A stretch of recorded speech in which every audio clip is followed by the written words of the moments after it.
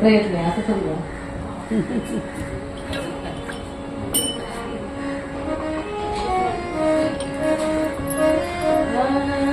सत्वर पाव ग मला भवानी आई गोडगा वाढीन तुला. सत्वर पाव ग मला भवानी आई गोडगा वाढीन तुला. सत्वर पाव ग मला भवानी आई गोडगा वाढीन तुला. सत्वर पाव ग मला भवानी आई गोडगा वाढीन तुला. सासरा माझ्या गावी गेला, सासरा माझ्या गावी गेला, तिकडेच भगवी त्याला भगवी त्याला भवानी आई गोडगा वाढीन तुला. सत्वर पाव ग मला भवानी आई गोडगा वाढीन तुला. सत्वर पाव ग मला भवानी आई गोडगा वाढीन तुला. सासू माझी जात करते फुटके खाऊ, सासू माझी जात करते गावी. बायको माझी जात करते लवकर निघाली तिला, लवकर निघाली तिला भवानी आई गोडगा वाढीन तुला. सत्वर पाव ग मला भवानी आई गोडगा वाढीन तुला. सत्वर पाव ग मला भवानी आई गोडगा वाढीन तुला.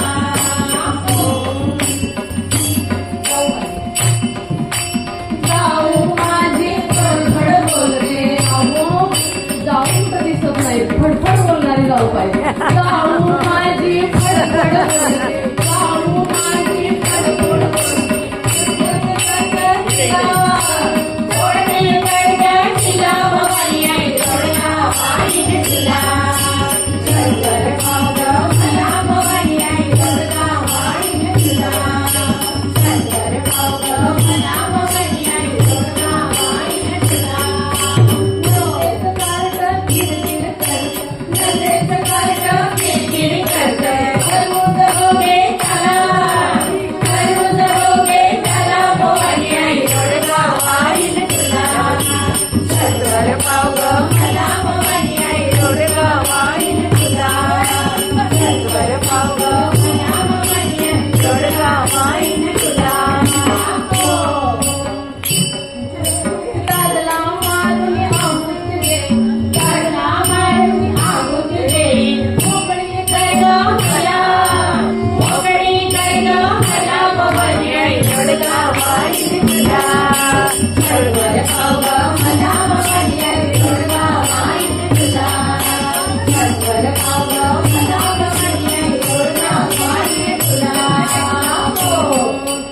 एका जनार्दनी सगळेच गाऊ दे, एका जनार्दनी सगळे गाऊ दे. हो भजन करण्याला नको काय का, संसारातले सगळे जाऊ दे. संसारातले आता तुम्हाला मी सांगते थांबा थोडा. एका जनार्दनी सगळेच गाऊ दे, एका जनार्दनी सगळेच गाऊ दे. एकटीच राहू दे मला, एकटीच राहू दे मला भवानी आई गोडगा वाढीन तुला. सत्वर पाव ग मला भवानी आई गोडगा वाढीन तुला. सत्वर पाव ग मला भवानी आई गोडगा वाढीन तुला. आता बघा या सगळ्यांना काय वाटायला असेल की बाबा काय ही मुलगी आहे, दादला वरून जाऊ दे, सासू जाच करते, तिला लवकर तिकडं थांबू दे, नंदेच्या कार्ट्याला खरूच येऊ दे, अशी कुठं मुलगी असते का संसारातली. पण हे रिअल संसारातलं उदाहरण नाही बरं का. आपल्या बायकांना आपण सगळ्या संसारी बायका आहे का नाही, तर सासूचं जात आपल्याला सहन होतं का हो. आणि सगळ्याला सासू आहे, माझ्या सगळ्याला सासू आहे, नवरा आहे, धीर आहे. मग हे रिअल संसारातले सासू नवरा किती सास करतात, म्हणजे हे केलं नाही ते केलं नाही, हे हाच आपल्याला सहन होत नाही. आणि मग त्या बायका परमार्थात कशा येणार. मग नाथाने काय केलं की संसारातली उदाहरण देऊन आपल्याला परमार्थ काय आहे हे समजावून सांगितलं. सासरा म्हणजे काय, हा सासरा नाही, दंभरूपी नावाचा सासरा आहे, अहंकार रूपी नवरा आहे, माया नावाची सासू आहे, आणि जाऊन फडफड बोलणारी म्हणजे ती काय कल्पना नावाची जाऊ आहे. ती सतत आपल्या मनात नाही का कल्पना येत राहतात, असं केलं तर काय होईल, तसं केलं तर काय होईल, हा भजनाला नाही केलं तर परमार्थाच्या आड येणारी जी आहेत ना कल्पना, माया, हे सगळी उदाहरणं त्यांनी जाऊ दीर यांना दिली. म्हणजे या सगळ्याला बाजूला केलं तर आपल्याला परमार्थाची वाट मोकळी होणार आहे. आणि हे सोप्या भाषेत नाथांनी आपल्याला भारुडाच्या रूपातून समजावून सांगितलं. कारण ही सासूचा जात सगळ्याला माहितीये. मग माया नावाची सासू आहे, किती आगाव आहे, ती परमार्थापर्यंत जाऊ देत नाही. मग तिला काय करायचं, एकदा तिला मारून टाकायचंय. मारलं किती मोकळं होतं ना. नवऱ्याची आहुती दिली तर परत किती मोकळं आहे. कार्ट्याला ते खरून झालं तर ते सतत खाजवत बसेल, आपल्या आड घेणार नाही. आणि इच्छा नावाचं कार्ट आहे ते. आपल्याला सतत संसारातल्या इच्छा होतात. म्हणजे बघा, मला हा हार पाहिजे, मला ते कानातले पाहिजे, म्हणजे सतत छोटे इच्छा वागला पाहिजे. ह्या छोट्या छोट्या इच्छा आहेत आणि त्या सतत आपल्याला संसारात बांधून ठेवत असतात. मग या सगळ्या जर इच्छा वासना जर आपण त्याची आहुती दिली तर आपण किती मोकळे होतो. मग नाथांनी काय सांगितले, हे सगळे जाऊ दे आणि एकटीच राहू दे. म्हणजे काय, मन शुद्ध झालं की परत म्हणजे परमार्थाची वाट मोकळी होते आणि त्या मनाला परमेश्वरापर्यंत पोहोचता येतं. म्हणून ह्या सगळ्यांची आहुती दिली तर आपण मोकळे होतो. आणि असं मोकळं किती आवडेल सगळ्याला. हा, मग नाथाने आपल्याला किती सोपा मार्ग सांगितलाय का नाही. त्यामुळे आपण हे सगळं करत करत या सगळ्यांना मारायचं आहे.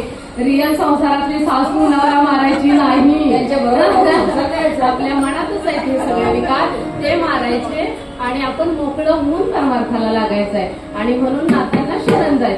एका जनार्दनी सगळेच जाऊ दे, एका जनार्दनी सगळेच जाऊ दे.